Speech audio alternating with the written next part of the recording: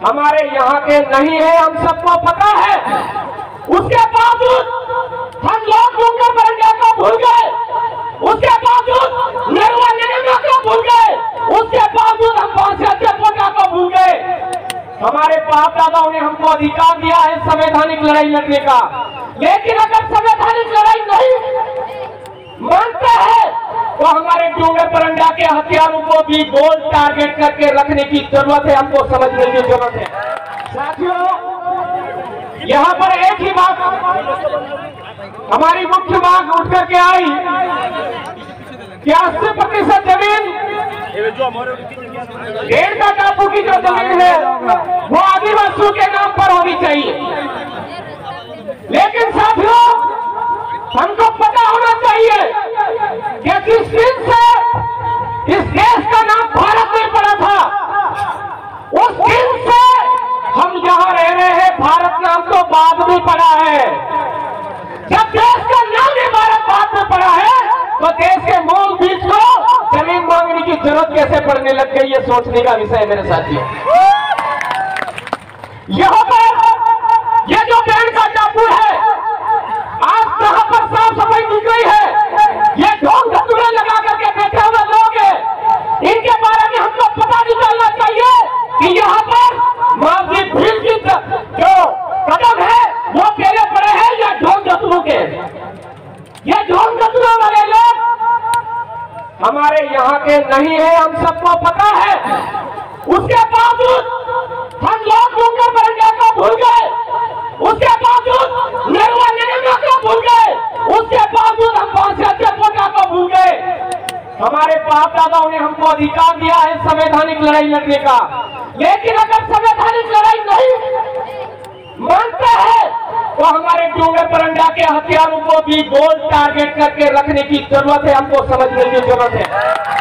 नरवा नरमा के हथियारों को गोल टारगेट करके रखने की जरूरत है। बेड़का की जमीन अपने आप खाली मिलेगी। पोटा के हथियारों को भी गोल घेरा बना करके रखने की जरूरत है। आज नरवा नरमा के वंशज है, उन सबको समझने की जरूरत है कि नरवा नरमा के हथियारों के वंशज कितने लोग हैं, उनको गोल घेरा बना करके रखो, डेढ़ का टापू अपने आप खाली मिलेगा मेरे साथी। ये हमारा कोई चैलेंज नहीं है, कोई दादा भी नहीं है, ये हमारे बाप दादाओं की जमीन है, हमारे पुरखों की जमीन है। संवैधानिक हक अधिकार हमारे बोल रहे हैं। रामकृपाल भगत बनाम बिहार का जो जजमेंट है 2011 का जजमेंट, वो आज भी बोल रहा है कि इस एरिया के अंदर, अनुसूचित क्षेत्र के अंदर 1 इंच भी जमीन न केंद्र सरकार की है, न राज्य सरकार की है, ना ही किराएदारों की है, ना ही किराएदारों की है। ऐसा सुप्रीम कोर्ट का जजमेंट बोल रहा है। उसके बावजूद कलेक्टर सिविल एरिया का कानून हमारे ऊपर थोप रहा है। शेड्यूल एरिया का कानून बोलता है कि बिना कलेक्टर की पूर्व मंजूरी के कोई भी जमीन इधर उधर नहीं हो सकती है। उसके बावजूद ये ढोंग धतूरे आ कहां से रहे हैं? आर्टिकल 19(6) का उल्लंघन करके आ रहे हैं। ये कलेक्टर को पोथी पन्ने उठा करके देख लेने की जरूरत है। और ऐसे कलेक्टर जो हमारे यहाँ पर पॉलिटिकल एजेंट बनकर के आज काम कर रहे हैं, उन पॉलिटिकल एजेंटों को समझने की जरूरत है मेरे साथियों। हमने मुगलों से भी कभी हार नहीं मानी थी, अंग्रेजों से कभी हार नहीं मानी थी, और जो चंद समय के लिए आए राजे रजवाड़े सामंतवादी सोच के लोग, उनसे भी कभी हार नहीं मानी थी। तो आज के समय में हमारी दो व्यवस्था हमको गुलाम बना रही है, उसके खिलाफ हम जंग क्यों नहीं छेड़ रहे हैं?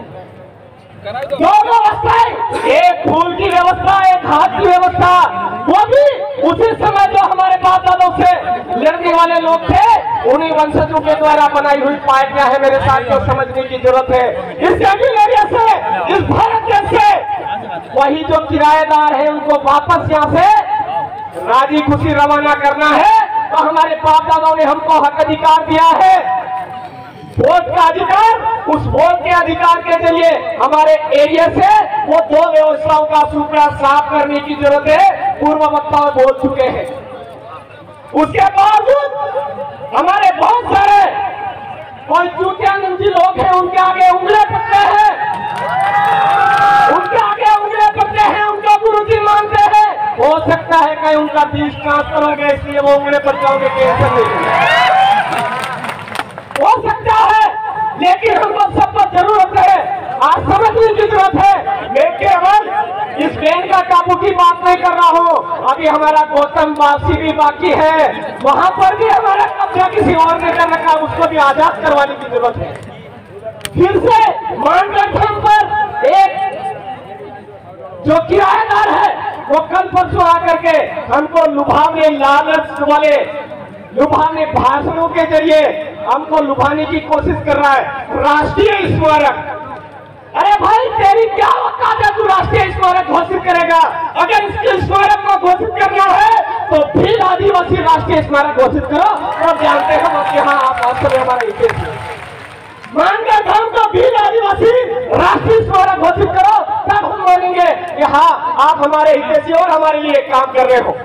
साथियों, आप सबने यहाँ पर समय दिया, हम सबको हमारा हर घंटा आखिरी घंटा मान करके जिस तरह से हमारे पूर्वज काम करते थे, रात दिन एक करके हमारी एकता के लिए काम करते थे और अंग्रेजों को इस देश से बाहर निकाला, मुगलों को इस देश से बाहर निकाला, राजा रंगवाड़ी व्यवस्था को बाहर निकाला।